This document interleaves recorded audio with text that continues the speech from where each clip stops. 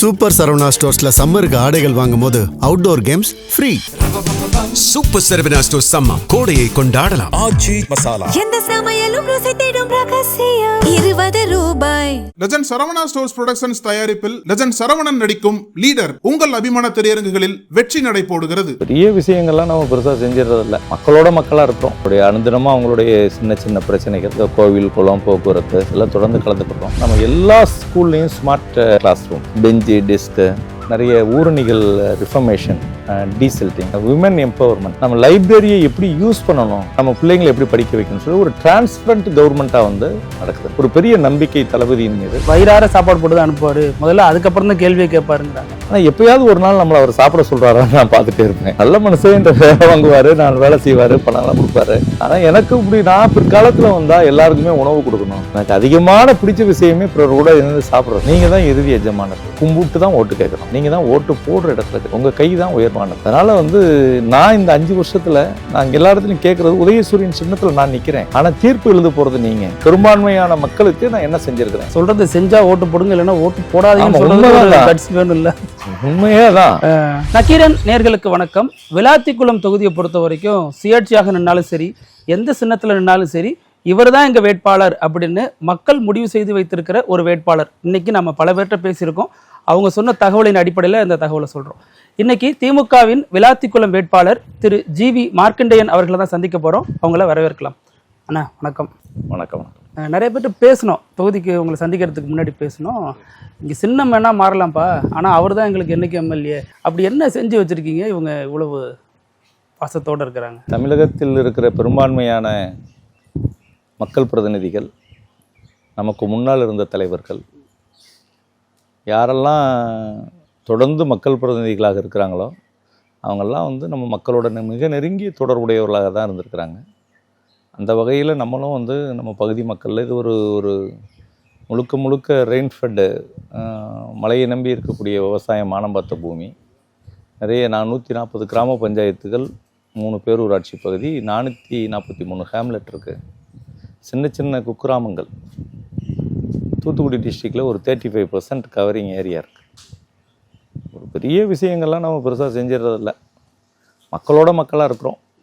அவங்களுடைய அனுதினமாக அவங்களுடைய சின்ன சின்ன பிரச்சனைகள், ஏதோ கோவில் குளம் போக்குவரத்து, நல்லது போல்லது கெட்டது இதெல்லாம் தொடர்ந்து கலந்துக்கிறோம். அவ்வளோதான், வேறு ஒன்றும் அதில் சொல்கிறதுக்கு ஒன்றும் இல்லை. நான் தொகுதிக்குன்னு நீங்கள் கொண்டு வந்த திட்டங்கள் இதெல்லாம் என்னால் இந்த தொகுதியில் மாற்றங்கள் நடந்திருக்கு அப்படின்னா அது எதை சொல்லுவீங்கன்னு நீங்கள்? தொகுதிக்கு நான் சிறப்பாக கொண்டு வந்த திட்டம்னு சொல்லி சொன்னேன்னா,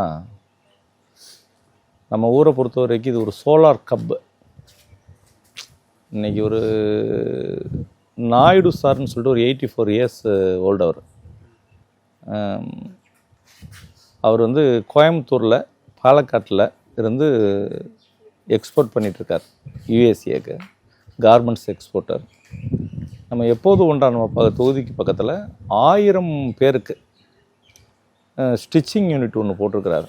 ஒரு 400லேருந்து 500 ரூபா சம்பளம் வாங்குறவங்க நம்ம பெண்களுக்கு ஒரு வேலை வாய்ப்பு. 84 இயர்ஸ் இருப்பார், ஆனால் ஒரு 16 வயசுக்கார மாதிரி ஓடுவார். நிறைய பேர் முந்தியெல்லாம் நம்மளுடைய பார்த்தப்பே கேட்டேன், அண்ணனுக்கு என்ன வயசுன்னு கேட்டேன். அவங்க சொன்ன வயசு நான் நினச்ச வயசு ஒன்றா இல்லை. இந்த ஊரில் எல்லாம் இளமையாக தான் இருக்காங்க. அதிகமான உழைப்பு காரணமாக அப்படி இருக்கோ? இல்லை, எல்லாருக்குமே இப்போ எனக்கு வந்து என் வயசை விட நான் கொஞ்சம் முதுமையாக தான் தெரியுறேன்.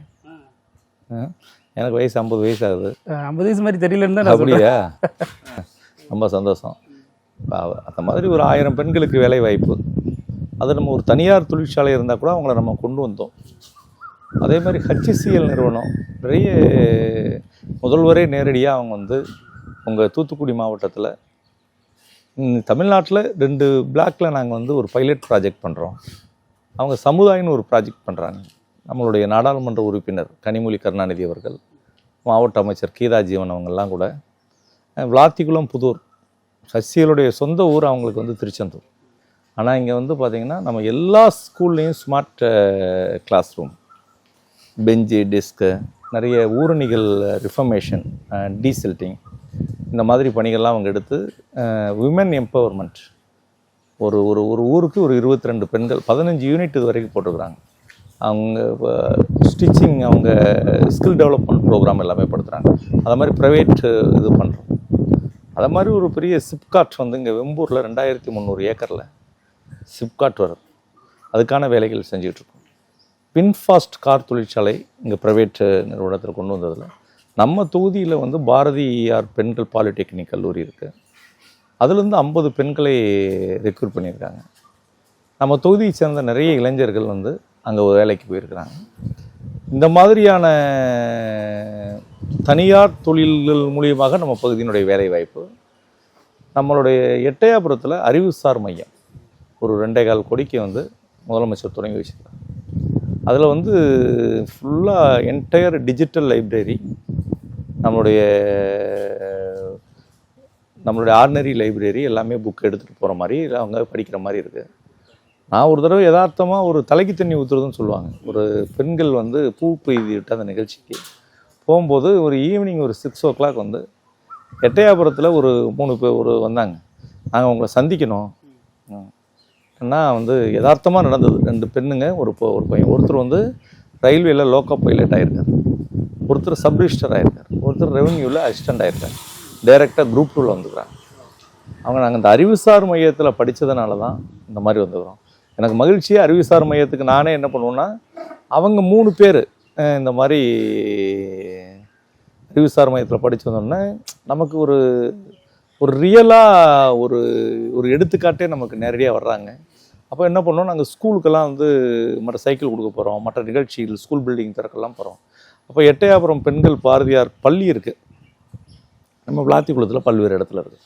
இவங்களுக்கெல்லாம் நாங்களே வந்து வண்டி வாடகைலாம் பிடிச்சி கொடுத்து இதெல்லாம் எடுத்து நேரடியாக வந்து என்ன செய்கிறோம், அங்கே போய் பார்த்துட்டு வாங்க, ஒரு நாளைக்கு ஃபுட்டு அங்கே அரேஞ்ச் பண்ணி கொடுத்துருவோம்.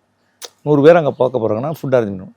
நம்ம லைப்ரரியை எப்படி யூஸ் பண்ணணும், நம்ம பிள்ளைங்களை எப்படி படிக்க வைக்கணும்னு சொல்லி ஒரு டிரான்ஸ்பரண்ட் கவர்மெண்ட்டாக வந்து அதிகமானவங்களுக்கு இப்போ நம்ம டீச்சர்ஸ் ரெக்ரூட்மெண்ட் போர்டாக இருந்தாலும் சரி, எம்ஆர்பியாக இருந்தாலும் சரி, எல்லாத்துக்குமே ஒரு பெரிய நம்பிக்கை தளபதியின் மீது ஒரு டிரான்ஸ்பரண்ட் கவர்மெண்ட் இங்கே நடக்குதுன்னு சொல்லிட்டு.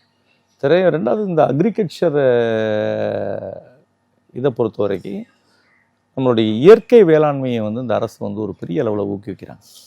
அதுக்குன்னு தனியாக செக்டார்ஸ்லாம் ஓப்பன் பண்ணி அதுக்கு தனியாக ஒரு ஏடி அக்ரிகல்ச்சர் ஆஃபீஸர்லாம் போட்டு அசிஸ்டன்ட் டைரக்டர் போட்டு தொடர்ந்து டெவலப் பண்ணுறாங்க. யாரை பார்த்தாலும் சாப்பிட்டியா, இப்போ நாங்கள் வந்தோம், நீங்கள் பரபரப்பாக இருந்தீங்க, தம்பி சாப்பிட்டு வந்துருங்க அப்படிங்கிறீங்க. ஏன் அந்த சாப்பாடு பட்டினியாக இருக்கக்கூடாதுங்கிற சிந்தனையை தொகுதியில் கேட்டப்போ அதான் சொல்கிறாங்க. எங்களை போனால் வயிறார சாப்பாடு போட்டு தான் அனுப்புவார், முதல்ல அதுக்கப்புறம் தான் கேள்வியை கேட்பாருங்கிறாங்க. அந்த சிந்தனை ஏன் வந்துச்சு உங்களுக்கு? எதுவும் அந்த மாதிரியான? நான் மதுரை சட்டக்கல்லூரி படிச்சுட்டு இருந்தேன். நான் படிச்சுட்டு இருக்கும்போது என் மேலே ரொம்ப அன்பாக இருப்பார். நான் வந்து ஒரு எஸ்டிடி பூத்தில் வேலை பார்த்தேன். அவர் கப்பல் ராவுத்தர்னு சொல்லி ஃபென்னர் இந்தியா லிமிட்டில் வேலை பார்த்தவர், கேம்பிரிட்ஜில் படித்தவர்.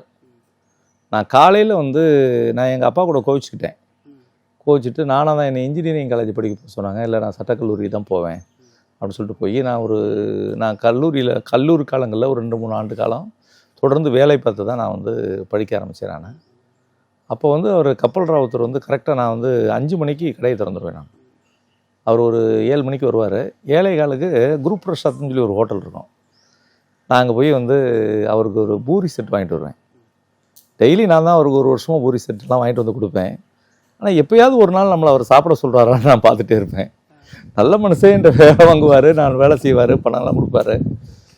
ஆனால் எனக்கு இப்படி நான் பிற்காலத்தில் வந்தால் எல்லாருக்குமே உணவு கொடுக்கணும். நம்மக்கிட்ட வேலை பார்க்குறவங்க, நம்ம ஊரை சேர்ந்தவங்க, நம்ம மக்கள் யாருனாலும் முதல்ல வந்து அவங்க கூட சேர்ந்து நம்ம சாப்பிடணும். 2வது அவங்களுக்கு சாப்பாடு வாங்கி கொடுக்கணும். இந்த மாதிரியெல்லாம் எண்ணங்கள் வந்து இதை மாதிரி நிறைய அப்போவே தோன்றிடுச்சு உங்களுக்கு? அதுலேருந்தே தொடர்ந்து செஞ்சுட்டு இருக்கிறேன். ஒரு 25 வருஷமாகவே எனக்கு அதிகமான பிடிச்ச விஷயமே பிறர் கூட இருந்து சாப்பிட்றது. அது வந்து எனக்கு ஒரு பெரிய மனமகிழ்ச்சியே கொடுக்குது. எனக்கு என்னை ரொம்ப ரீஜென்ரேட் பண்ணுது ஒரு விஷயம். சாப்பாடுன்னா என்ன மாதிரியான சாப்பாடு விரும்பி? என்ன அசைவமா, சைவமா, பிரியாணியா? அப்படிலாம் நான் ஒரு சாதாரண ரொம்ப பெரிய லெவலில் ஃபுட்டு வந்து ரொம்ப ரிச் டயட்டெல்லாம் எடுத்துக்கிறதில்ல. நம்ம பகுதி சார்ந்த உணவு சாப்பிடுவேன். மக்களோட சேர்ந்து சாப்பிட்றது என்னைக்கா ஃபீஸ்ட் என்னைக்கா இருந்தால் சாப்பிடுவோம். ஆர்டினரி நம்ம பகுதி சார்ந்த உணவு தான் சாப்பிட்றது. நானே விளைவிக்கிறேன், எல்லாமே நான் விளைவிக்கிறத நான் சாப்பிட்றேன். இப்போ நீங்கள் சொன்னீங்கன்னா இந்த மாதிரி ஒரு விஷயத்தை கொண்டு வந்தோம், அதனால் 3 பேர் பலனடைஞ்சாங்க, அதை நானே கண்கூட பார்த்தேன் அப்படின்னீங்க. அதையெல்லாம் தாண்டி இப்போ தொகுதியில் இருக்கிற ஒரு நபர் வந்து உங்களுக்கு நான் ஏன் வாக்களிக்கணும் அப்படின்னு கேட்டால் நீங்கள் எதனால் வாக்களிக்கணும்னு காரணம் சொல்லுவீங்க? அதாவது நான் அவங்கக்கிட்ட அதை தான் இப்போ நான் ஓட்டு கேட்க போகும்போதே நான் அதை தான் சொல்கிறேன். நான் அவங்க தான் வந்து இறுதி எஜமானர்கள். இது ஓட்டு கிடையாது, நீங்கள் ஓட்டு போடுறதில்ல, நீங்கள் தீர்ப்பு எழுதுறது. ஏற்கனவே வந்து நான் 5 வருஷம் வந்து இப்போ சட்டமன்ற உறுப்பினர் இருந்துக்கிறேன், ஏடிஎம்கேல 5 வருஷம் இருந்துக்கிறேன், ஒரு இடைத்தேர்தலில் நின்றுக்கிறேன். என்னுடைய கேரக்டர்ஸு, நான் செயல்பட்ட இந்த தொகுதியினுடைய விதம் எல்லாம் அந்த மக்களுக்கு தெரியுது. நான் அவங்கள்ட்ட போய் சொல்கிறேன், நான் இது வந்து ஜட்ஜ்மெண்ட்டு. அதே மாதிரி தான் நான் வந்து இப்போ போய் ஓட்டு எடுத்து கும்பிட்றோம். இதை மாதிரி தான் காலையில் 6 to 7 வந்து வாக்கிங் போவோம். வாக்கிங் போகும்போது யாராவது வந்து என் கூட ஜாயின் பண்ணிக்கலாம், நடந்துக்கிட்டே பேசிக்கலாம், கோரிக்கையை கேட்கலாம். அதே மாதிரி வந்து 7 to 8 வந்து வீட்டில் எல்லா வேலையும் முடிச்சுட்டு 8 மணிலேருந்து 10 மணி வரைக்கும் ரெகுலராக விசிட்டர்ஸ் ஹவுஸ் இருக்கும். ஏதாவது சிஎம் ப்ரோக்ராமு, கலெக்டரேட்டில் ரிவ்யூ மீட்டிங், சட்டமன்றத்தை தவிர்த்துட்டு 8 to 10 வந்து ரெகுலராக விசிட்டர்ஸ் ஹவுஸ் இருக்கும். அதில் வர்றவங்களுக்கு இப்போ எப்படி நம்ம அவங்கள கும்பிட்டு ஓட்டு கேட்குறோமோ அந்த மாதிரி அவங்கள கும்பிட்டு உட்கார வச்சு அவங்களுக்கு டீ காஃபி கொடுத்து, காலையிலன்னா ரெகுலராக டீ, மசாலா டீ, 11 மணிக்கு மேலேனா மோர், ஈவினிங்னா சுக்குமல்லி காஃபி மாதிரி ஒரு பிளாக் காஃபி கொடுத்து மக்கள் கூட அவங்கள்ட்ட பேசிவிட்டு, அவங்க அதிகாரிகிட்ட பேசணுமா, பிடிஓட்ட பேசணுமா, விஓட்ட பேசணுமா, எல்லாமே அவங்கள்ட்ட பேசி சொல்லுவோம். அதை வந்து மக்கள்கிட்ட அதை தான் நான் என்னுடைய கருத்து என்னென்னா, நீங்கள் தான் இறுதி எஜமானர்கள். நாங்கள் உங்களை வந்து கும்பிட்டு தான் ஓட்டு கேட்குறோம், நீங்கள் தான் ஓட்டு போடுற இடத்துல இருக்கிறீங்க, உங்கள் கை தான் உயர்வானது. அதனால் வந்து நான் இந்த 5 வருஷத்தில் நான் எல்லா இடத்துலையும் கேட்குறது, உதயசூரியன் சின்னத்தில் நான் நிற்கிறேன், ஆனால் தீர்ப்பு எழுத போகிறது நீங்கள். நான் வந்து வாதி, அடுத்த வேட்பாளர் வந்து பிரதிவாதி. 2 பேரும் அவங்களுடைய கருத்துக்களை எடுத்து வைப்பாங்க. அதில் எது நியாயம்னு சொல்கிறது பார்த்து என்னுடைய செயல்பாடுகள் திருப்தி அடைஞ்சால் நீங்கள் எனக்கு ஓட்டு போடுங்க, இல்லைன்னா எனக்கு எதிராக தான் வாக்களிக்கணும்னு தான் நான் கேட்டேன். எதிராக வாக்களிக்க? ஆமாம். என்னுடைய கருத்துக்களுக்கு பெரும்பான்மையான மக்களுக்கு நான் என்ன செஞ்சுருக்கிறேன். சட்டமன்றத்தில் 18 எம்எல்ஏக்கள் முழு நேரமாக போயிருக்கிறாங்க, சட்டமன்ற நாட்கள் முழுவதும். நானும் அதில் முழு நேரமாக போயிருக்கிறேன், அனைத்து விவாதங்கள்லேயும் கலந்துருக்குறோம். சட்டமன்றத்துக்கு மக்கள் அனுப்புகிறாங்க. அந்த மாதிரியான ஒரு செயல்பாடுகள் பொது வாழ்க்கைக்குள்ள ஒரு இதில் வந்து நம்மளுடைய மெரிட்டோரியல்லாம் என்ன இருந்திருக்குன்றத மக்கள்கிட்ட அவங்ககிட்ட தான் நம்ம எடுத்து வைக்கிறோம். எலெக்ஷன் கேம்பெயின் சொல்கிறது வந்து நம்ம கருத்தை நம்ம என்ன செஞ்சுருக்கோம்னு சொல்கிறத அவங்ககிட்ட சொல்கிறோம். அதுபோக அனுதினமும் முந்தி பழைய காலம் மாதிரி இல்லை. இப்போ சோசியல் மீடியாஸ் நிறைய அன்றாடம் செய்யக்கூடியது, பத்திரிகை செய்திகள், இதெல்லாம் மக்கள் பார்க்குறாங்க, இதெல்லாம் பார்த்துட்ருக்குறாங்க. இல்லை, சொல்கிறத செய்வேன், சொல்கிறத செஞ்சால் ஓட்டு போடுங்க, இல்லைன்னா ஓட்டு போடாதீங்கன்னு சொல்கிறது கட்சி வேணும். இல்லை, உண்மையே தான். மனம் பிடித்தவர்களுக்கு தான் ஓட்டு போடணும். மனம் பிடித்தவரும் உங்களுடைய என்ன கிரேடேஷன் பண்ணணும்ல. நம்ம என்ன செஞ்சுக்கிறோம், என்ன செயல்பட்டுருக்குறோம், இந்த மக்களுக்கு என்னென்னலாம் பணி செஞ்சுக்கிறோம். என்னுடைய சொந்தமாக 13 டிராக்டர் வச்சுருந்தேன். டிராக்டரில் தண்ணி பிடிச்சி சாக்கடை தண்ணியெல்லாம் எங்கெங்கே இருக்கோ அதெல்லாம் எடுத்து, இங்கே ஜார்க்கண்ட், பீகார்லேருந்து வந்து ஒரு 38 பேர் வேலை பார்க்குறாங்க. அவங்கெல்லாம் வந்து தண்ணி மரம் வைக்கிறேன் சாலையோரங்களில். 1 crore ட்ரீஸ் பிளான்டேஷன் பண்ணுறது என்னுடைய மரங்கள் மக்கள் இயக்கம் ஒரு அமைப்பு வச்சுருக்கேன். அதை வச்சு தொடர்ந்து பண்ணிகிட்டு இருக்கிறோம். நிறைய ஃபார்மர்ஸு, தன்னார்வலர்கள், சாலையோரங்கள் மரம் நடுறது, செய்கிறது, இந்த மாதிரிலாம் பண்ணிகிட்ருக்கோம். இது நம்ம தனிப்பட்ட முறையில் நம்ம ஒரு என்ஜிஓ மாதிரி நம்ம வந்து பண்ணுறது. அரசினுடைய திட்டத்தை பொறுத்த வரைக்கும் மாவட்ட ஆட்சித்தலைவர், அவர் தான் இன்ஸ்பெக்டர் ஆஃப் தி பஞ்சாயத்து, அவங்ககிட்ட போய் நம்மளுடைய இதெல்லாம் எடுத்து வச்சு நம்ம பகுதி வந்து என்னென்ன தேவைகள் இதெல்லாம் மக்கள்கிட்ட வந்து நம்ம இதெல்லாம் கொண்டு வரணும். இப்போ சாலைகள் இருக்குது, காம்படிஷன் நிறைய வேல்டு ஆகி போச்சு. 100 எம்எல்ஏவும் போட்டி போடுவார், அமைச்சர்களும் போட்டி போடுவாங்க. அதெல்லாம் தாண்டி எப்படி நிதிகளை எல்லாம் நம்ம கொண்டு வரணும், நம்ம ஊருக்கு தேவை என்ன இருக்குது, சாலைகள் என்ன இருக்குது, தரைமட்ட பாலங்களை எல்லாம் உயர்மட்ட பாலமாக்கணும், வாட்டர் டேங்க் எவ்வளோ வேணும். பெரிய சிறப்பம்சமாக அந்த மக்களுக்கு செஞ்சது என்னென்னா 363 ஹேபிடேஷனுக்கு தனி கூட்டு குடிநீர் திட்டம். அதில் 224 வில்லேஜ் வந்து நம்ம கான்ஸ்டியூன்சியில் வரும். மொத்தம் 19 எம்எல்டி தண்ணி. அதில் 11 எம்எல்டி தண்ணி வந்து நமக்கு மட்டும் வருது. அதில் ஹோஸ்டல் வில்லேஜஸ்லாம் ஒரு பக்கம் கடல், இன்னொரு பக்கம் எங்கள் தொகுதியில் மட்டும் 40,000 ஏக்கர் உப்பளம் இருக்குது. வில்லேஜ் நடுவில் இருக்கும், இந்த பக்கம் உப்பளம் வந்துடும். சின்ன சின்ன ஊர்னிகள்லாம் அந்த உப்பு தண்ணி ட்ரைன் ஆகி போய் அதில் நிற்கும், தண்ணியே எடுக்க முடியாது. ஒன்லி சோர்ஸ் வந்து தாமிரபரணி வாட்டர் தான். போன ஆண்டு முதலமைச்சர்கிட்ட அனுமதி பெற்று நம்மளுடைய குடிநீர் வழங்கல் துறை அமைச்சர் நேரு அவர்கள் வந்து அதுக்கான தொடக்கங்களை எம்பியை வச்சு கனிமொழி அம்மா வச்சு தொடங்கி வச்சாங்க. ஒரே வருஷத்தில் சோர்ஸை க்ரியேட் பண்ணி எண்ட் யூஸருக்கு தண்ணி வந்துருச்சுன்னா தமிழ்நாட்டிலேயே ஒரு கூட்டு குடிநீர் திட்டத்தை இவ்வளோ வேகமாக எக்ஸிக்யூட் பண்ணால் இதுதான். இதெல்லாம் 10 வருஷம் நடக்கும், 8 வருஷம் நடக்கும். எங்களுக்கே 2009 248 ஹேபிடேஷனுக்கு தண்ணி கொடுக்குற ஸ்கீம் வந்துச்சு. அது நம்ம ஊர் விருதுநகர் ஃபுல்லாக போகுது. மொத்தம் 2 மெர்ஜ் பண்ண வில்லேஜ். ஏன் கான்ஸ்டியூன்ஷியலி அதில் வந்து 140 வில்லேஜ் வந்து கவர்டு ஏரியா. 70 ஹேபிடேஷனுக்கு இன்ன வரைக்கும் அந்த ஸ்கீமில் தண்ணி கொடுக்க முடியல. ஆனால் இப்போ நம்ம வந்து அந்தளவுக்கு எங்களுடைய கான்சன்ட்ரேஷன் டிஸ்ட்ரிக்ட் அட்மினிஸ்ட்ரேஷனுடைய இது தண்ணியை எண்ட் யூஸர் கொடுத்துட்டோம். இன்றைக்கி மக்கள்லாம் வந்து ரொம்ப ஹாப்பியாக இருக்காங்க. இல்லைன்னா அதர் தென் வேறு சோர்ஸே கிடையாது. அதில் எல்லாம் ஒரு பெரிய ஹாப்பி. மக்களுக்கு இந்த தண்ணி கொடுத்துட்டோம், நேராக போகிறோம், அந்த லைன் வருது, அன்றைக்கி இந்த ஊருக்கு வருது, வாட்டர் டேங்கில் ஏற்றிட்டாங்களா, உள்ளே போயிடுச்சா, மக்களுக்கு தண்ணி கொண்டு போயிட்டோமா, சரி ரைட் ஓகே. அந்த மாதிரியான ஒவ்வொரு விஷயங்கள்லையும் நக்கீரன் டிவிக்கு சப்ஸ்கிரைப் செய்யுங்கள். உங்கள் ஆதரவே எங்கள் பலம். ஆசிரியர்களுக்கு நண்பனாகவும் மாணவர்களுக்கு ஆசானாகவும் திகழும் தேர்வு வழிகாட்டி. ஒவ்வொரு பாடத்திற்கும் அனுபவமிக்க ஆசிரியர்களின் துல்லியமான தெளிவான விடைகள். CNC இருக்கு, தேர்வு பயம் எதற்கு? இது தீரன் பப்ளிஷிங் ஹவுஸ் விற்பனை வெளியீடு.